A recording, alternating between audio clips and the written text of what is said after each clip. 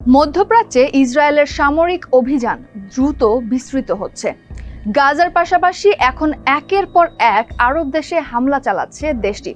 গত এক মাসেই অন্তত ৬টি আরব দেশে হামলা চালিয়েছে ইসরায়েল।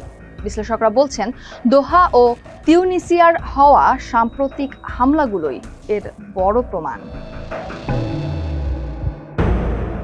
৯ সেপ্টেম্বর কাতারের রাজধানী দোহায় হামাস নেতাদের লক্ষ্য করে হামলা চালায় ইসরায়েল। বিস্ফোরণের শব্দে কেঁপে ওঠে শহর, আকাশে ছড়িয়ে পড়ে কালো ধোঁয়া।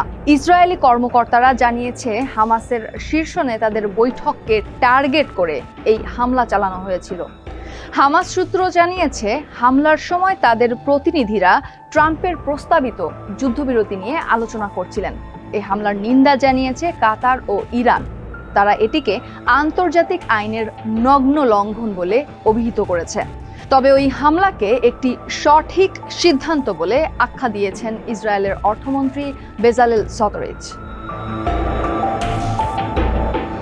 দোহার হামলাই শেষ নয়। টানা ২ রাত ধরে সন্দেহভাজন ড্রোন হামলা হয়েছে গাজার উদ্দেশ্যে রওনা হওয়া Global Sumud Flotilla for Gaza নৌবহরেও।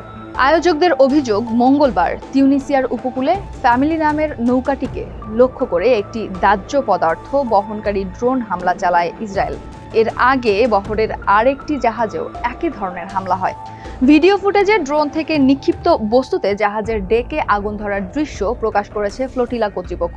যদিও তিউনিসিয়া সরকার এই হামলার খবর অস্বীকার করেছে এবং দাবি করেছে জাহাজে অভ্যন্তরীণভাবে আগুন লেগেছিল। সুমুদ নামের এই বহরে আছেন বিশ্বের নানা দেশের কর্মী ও স্বেচ্ছাসেবীরা, যাদের মধ্যে আছেন পরিবেশবাদী কর্মী গ্রেটা থুনবার্গও। আয়োজকরা বলছেন, বারবার বিলম্বিত হওয়ার পরও তারা গাজার জন্য যাত্রা অব্যাহত রাখবেন। এভাবে গাজা, লেবানন, সিরিয়া, ইয়েমেন, কাতার ও তিউনিসিয়া মোট ৬টি আরব দেশে এক মাসের মধ্যে ইসরায়েলের সামরিক অভিযান দেখা গেছে।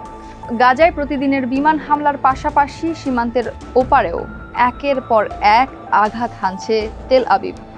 তিউনিসিয়ার মানবিক মিশন ও দোহায় সরাসরি হামাস নেতৃত্বকে টার্গেট করার ঘটনা ইঙ্গিত দিচ্ছে, মধ্যপ্রাচ্যে এখন সীমান্ত ছাপিয়ে বিস্তৃত হচ্ছে ইসরায়েলের যুদ্ধ। ফলে প্রশ্ন উঠেছে, এই আগ্রাসী অভিযান কেবল হামাসকে দমন করার কৌশল, নাকি গোটা অঞ্চলে নতুন করে সংঘাত ছড়িয়ে দেওয়ার পরিকল্পনা?